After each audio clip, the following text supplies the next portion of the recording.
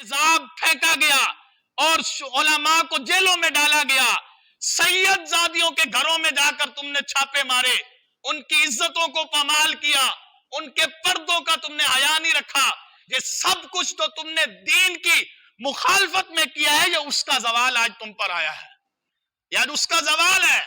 امریکی سازش تو وہ آج بولتے ہیں آئی ایس آئی کا جنرل کہتا ہے کہ یہ کوئی امریکی سازش جو ہے وہ اس کے اندر ملوث نہیں ہے، یہ تو اس نے ایکسپورٹ کر دیا، یہ تو الگ بات ہے کہ تم نے اس کو بہانہ بنایا ہے، لیکن حقیقت میں یہ میرے رب کی وہ خفیہ تدبیر ہے جس نے تمہیں آ کے یہ پیغام دیا ہے کہ کوئی فرعون اپنی فرعونیت کر کے یہ سمجھے کہ شاید میں بچ جاؤں گا، تو یہ ایسا نہیں ہو سکتا۔ جو دین کی مخالفت کرے اللہ تبارک و تعالیٰ اسے دنیا میں بھی ذلیل کرتا ہے اور حشر میں بھی ذلیل فرمائے گا۔ اللہ اللہ یا رسول اللہ یا رسول اللہ یا علی، زندہ باد زندہ باد زندہ باد زندہ باد زندہ باد زندہ باد، لبیک لبیک یا رسول اللہ، لبیک لبیک لبیک یا رسول اللہ، لبیک لبیک لبیک یا رسول اللہ، لبیک یا رسول اللہ۔ اور جو ایک سچا پاکستانی ہوتا ہے وہ اپنے ملک کا بھی خیر خواہ ہوتا ہے، وہ اپنی ملت کا بھی خیر خواہ ہوتا ہے، اپنے ملک کے اداروں کا بھی خیر خواہ ہوتا ہے۔ وہ ادارے جو کل تک آپ کے ساتھ آپ کی حکومت میں تھے تو اچھے تھے اور یہ ملک بھی اچھا تھا، آپ اس ملک کی محبت کے نعرے بھی لگاتے تھے، جب اقتدار چھینا تو وہی ادارے تمہارے لیے غدار ہو گئے، وہی سپریم کورٹ کی عدالتیں تمہارے لیے غدار ہو گئی، وہی ملک جس میں آج بھی تم رہتے ہو، اس ملک کے چپے چپے پائی پائی کے تم محتاج ہو، ملک کے اتنے احسانات ہیں کہ ساری زندگی بھی اگر ملک کے اوپر لگا دو، اس وطن کے لیے قربان کر دو تو اس وطن کے احسانات کو تم نہیں چکا سکتے کہ اللہ نے اسلام کی دولت عطا فرمائی ہے، یہ پاک سرزمین عطا فرمائی ہے، اس کا تم قرض ادا نہیں کر سکتے۔ آج تمہارے پاس سے اقتدار گیا، تم نے فوج کو بھی بھونکنا شروع کر دیا، تم نے سپریم کورٹ جو پاکستان کی عدلیہ کا اعلیٰ ادارہ ہے اس کی بھی مخالفت کرنا شروع کر دی، اور پاکستان کے اندر جو ہے بغاوت کے نعرے لگانا شروع کر دے۔ ایسا نہیں ہوگا، کیونکہ اگر محب وطن ہو، سچے پاکستان ہو، تو پاکستان کی فوج کے ساتھ تمہیں اپنی محبت کا اظہار کرنا پڑے گا، کیونکہ پاکستان کی یہ وہ اعلیٰ فوج ہے کہ یہ وہ نوجوان ہیں کہ جب ہم رات میں سو رہے ہوتے ہیں تو یہ نوجوان ہماری عزتوں کی حفاظت کے لیے، ہمارے ملک کے دفاع کے لیے بارڈر کے اوپر پہرا دیتے ہیں کہ تاکہ کوئی دشمن اس پہ حملہ نہ کر سکے۔ اگر آج ان کی مخالفت کرنا شروع کر دو گے تو پھر پاکستان کی سالمیت کہاں گئی،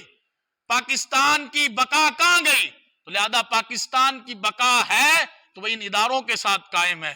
لہذا ان کی مخالفت کر کے تم بچ نہیں سکتے۔ یہ تو ابھی میرے رب کی تھوڑی سی پکڑ تمہارے پاس آئی ہے۔ دیکھو ابو لہب تھا، ابو لہب نے کوہ صفا کے اوپر مصطفیٰ کریم صلی اللہ علیہ وسلم کی شان میں گستاخی کی، بے ادبی کی۔ میرے حضور انہیں نبوت کا پیغام سنا رہے تھے، انہیں کہا جی ابو لہب کیا لگا جی اگر آپ نے ہمیں اس کام کے لیے بلایا تھا تو محمد اے عبداللہ کے بیٹے تم تباہ ہو جاؤ، برباد ہو جاؤ، معاذ اللہ، یہ کلمات اس نے کہے حضور کی شان میں گستاخی اور بے ادبی کرتے ہوئے۔ تو اللہ تبارک و تعالیٰ نے فرمایا تبت یدا ابی لہب و تب، فرمایا ابو لہب تیرے دونوں ہاتھ ٹوٹے، تو تباہ ہو جائے، برباد ہو جائے۔ فرمایا و تب، اور اللہ فرمایا کہ ابو لہب واقعی تباہ ہو گیا، ابو لہب تباہ ہو گیا۔ کہ غزوہ بدر میں پھر دیکھا وہی ابو لہب تھا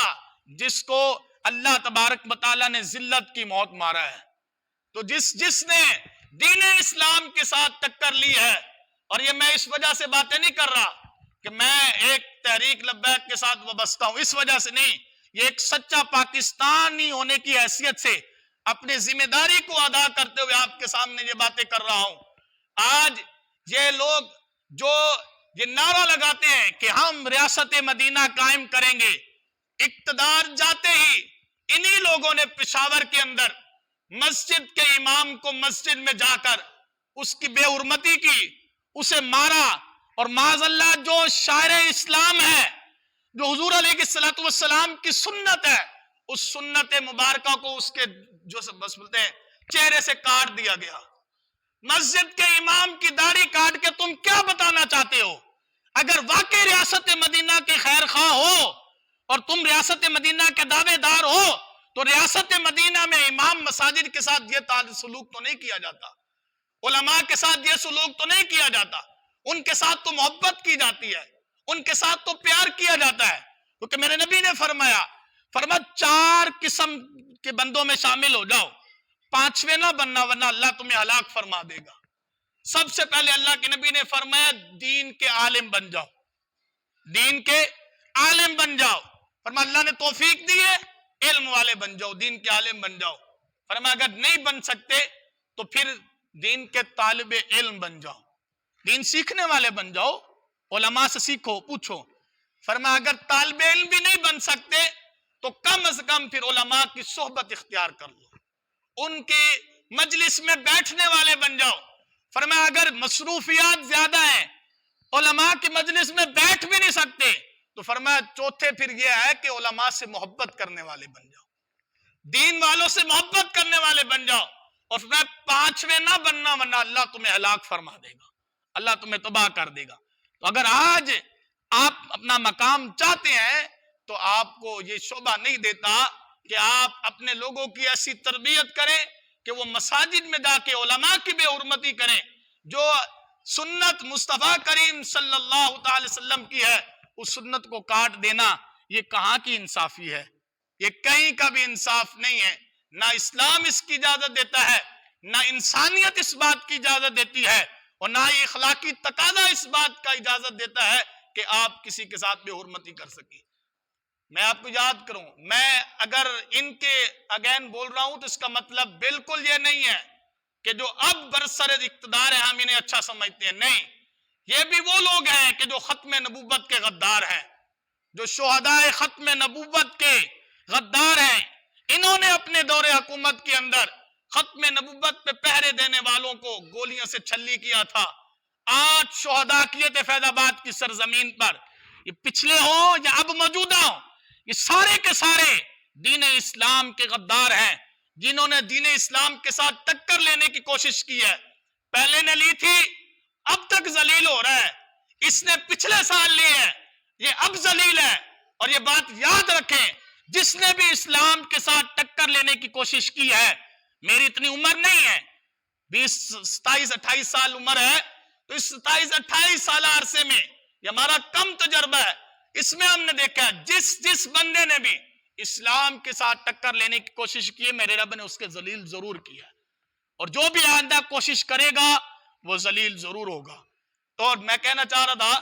کہ حاکم وقت کی سب سے پہلی ذمہ داری ہے کہ وہ اقامت الصلاۃ اور عطائے زکوٰۃ کے نظام کو قائم کرے۔ چاہیے تو یہ تھا کہ ماہ رمضان میں تم سے اقتدار گیا، تم کہتے اگرچہ چلا گیا اقتدار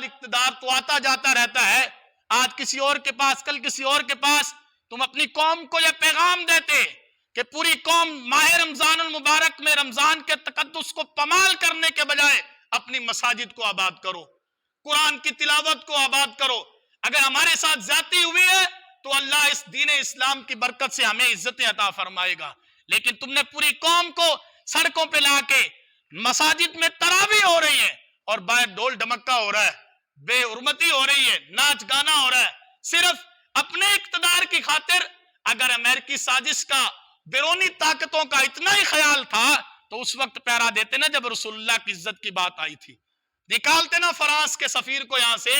اسے دفع کر کے بتاتے، پوری امت کو یہ پیغام دیتے کہ بیرونی طاقتیں جتنی بھی ہیں ہم انہیں پاکستان کے اندر اور دین اسلام کے اندر مداخلت کرنے کی اجازت نہیں دیں گے۔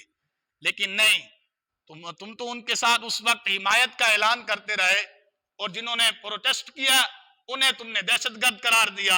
اور آج تم کہتے ہو کہ جی بیرونی سازشیں ہمارے ملک میں مداخلت کر رہی ہیں، تو یہ مداخلت تو کب سے ہو رہی ہے، اور اسی بات کی تو آگاہی ہم تمہیں کر رہے ہیں کہ ان مداخلتوں کو اگر روکنا تھا اس وقت دین اسلام پہ پہرا دیتے. اور واللہ میں یہ بات آپ کو یقین سے کہہ رہا ہوں، اس وقت اگر فرانس کے سفیر کو نکال کے فرانس کو ڈریرانہ جواب دیا ہوتا تو آج اللہ تعالیٰ یہ رسوائی نہ فرماتا. بلکہ علماء نے تو یہ بھی اعلان کیا، فرمایا اگر اس وقت تم نے رسول اللہ کی عزت و ناموس پہ پہرا دیا ہوتا تو تم دیکھتے یہ علماء تمہاری جوتیاں بھی اپنے سر پہ رکھنا اپنے لیے اعزاز سمجھتے. لیکن آج تم نے کیا کیا ہے؟ دین اسلام کے ساتھ غداری کی ہے، اور جس نے اسلام کے ساتھ غداری کی ہے وہ نہ بچ سکا ہے اور نہ ہی بچے گا، وہ ذلیل ہوگا. ٹھیک ہے، اللہ تبارک و تعالیٰ کی پکڑ بڑی سخت ہے. واللہ عزیز ذو انتقام، میرا رب بڑا غالب انتقام لینے والا ہے. ہم انتقام کی بات نہیں کرتے، اور نہ انتقام کے قائل ہیں، اور نہ ہی ہمارا شعبہ ہمارا ممبر ہمیں اس بات کی اجازت دیتا ہے کہ ہم انتقام کی بات کریں. لیکن اللہ کی پکڑ کی بات تو ضرور کر سکتے ہیں نا، کہ میرا رب تو سب کچھ دیکھ رہا ہے نا، اس کے دستے، اس کے بصارت سے، اس کی نگاہ سے تو کائنات کا کوئی بندہ بھی پوشیدہ نہیں ہے نا. وہ تو سارا نظارہ کر رہا ہے نا، اسے تو پتا ہے نا کہ کس کے ساتھ کیا معاملہ کرنا ہے. بہرحال بات یہ ہے کہ اللہ کی پکڑ سے ڈرنا چاہیے. میرے رب کا انتقام بڑا غالب انتقام ہے، اور جب اللہ کی پکڑ آتی ہے تو فرعون جیسے بھی تباہ ہو گئے، نمرود جیسے بھی تباہ ہو گئے، بڑے بڑے فرعون جنہیں آج بھی اپنی فرعونیت پہ ناز ہے، تو یہ بھی باقی نہیں رہیں گے، یہ بھی تباہ ہو جائیں گے. تو بات یہی ہے کہ دوستو، اللہ تبارک و تعالیٰ نے یہ حاکم وقت کی ذمہ داری رکھی ہے کہ وہ اپنے ملک میں نظام زکوٰۃ کو قائم کرے. چاہیے تو یہ تھا کہ رمضان کے بابرکت مہینے میں اعلان کیا جاتا کہ جو بندہ زکوٰۃ نہیں دے گا حکومت وقت اسے جو اس کے ساتھ پکڑ کرے گی. یہ ہے کہ نا کہ جو زکوٰۃ نہیں دے گا حکومت کی طرف سے اس پہ ایکشن لیا جائے گا. لیکن یہ آرڈر آیا نہیں آیا، یہ آرڈر آئے گا بھی نہیں. کیوں؟ کیونکہ یہ خود سارے چور ہیں، یہ خود زکوٰۃ کے ڈاکہ مارنے والے ہیں، یہ خود نماز پہ ڈاکہ مارنے والے ہیں. اگر یہ خود زکوٰۃ ادا کرنے والے ہوتے تو آج یہ اعلان کرتے کہ جو زکوٰۃ ادا نہیں کرے گا اس کے خلاف حکومتی سطح پر ایکشن لیا جائے گا. اور آج اتنا بڑا نظام ہے، اتنا لوگوں کے پاس مال ہے، دولت ہے، لوگ مال کو دبا کے بیٹھے ہیں، دبوچ کے بیٹھے ہیں، اس وجہ سے کہ کہیں مال کم نہ ہو جائے. تو اللہ کے بندے، یہ زکوٰۃ میرے رب کا حکم ہے. زکوٰۃ مال کو پاک بھی کرتی ہے، ستھرا بھی کرتی ہے، اور اللہ اس کی برکت سے مال میں برکت بھی عطا فرماتا ہے، مال میں برکت بھی عطا فرماتا ہے. اور میرے محبوب نے علیہ السلام کا فرمان ہے، انہوں نے فرمایا کہ جو آج زکوٰۃ نہیں دیتا نا، مال کو چھپا کے رکھتا ہے، اس کو اپنی تجوریوں میں بھر کے رکھتا ہے، فرمایا قیامت کے روز اللہ رب العزت کی بارگاہ سے ایک گنجا سانپ اس کے اوپر مسلط کیا جائے گا. گنجا سانپ اس پہ مسلط کیا جائے گا، جو قبر میں آ کے اللہ کے عذاب کے ساتھ اس کو جو ہے پکڑ میں آئے گا. اور فرمایا یہ جو خزانے آج جمع کیے نا، ان سارے خزانوں کو محشر کے میدان میں لایا جائے گا، اور پھر سارے خزانوں کو آگ میں پگھلا کے، ان کو پگھلا کے لوگوں کے چہروں پر، ان کے سینوں پر، ان کے ہاتھوں پر ان کو داغا جائے گا. اور اب کی طرف سے حکم آئے گا، لے اب مزے چکھ، یہ وہی مال ہے جس کی خاطر تو نے اپنی دنیا بھی تباہ کی، آخرت بھی تباہ کی ہے، جس کو ساری زندگی جمع کرتا رہا ہے، لے اب اس مال کے مزے چکھ. تو قرآن کی آیت ہے، تو یہ قرآن کا حکم ہے. تو اللہ تعالیٰ نے استطاعت دی ہے، مال کی زکوٰۃ دو. یہ حکم قرآن ہے،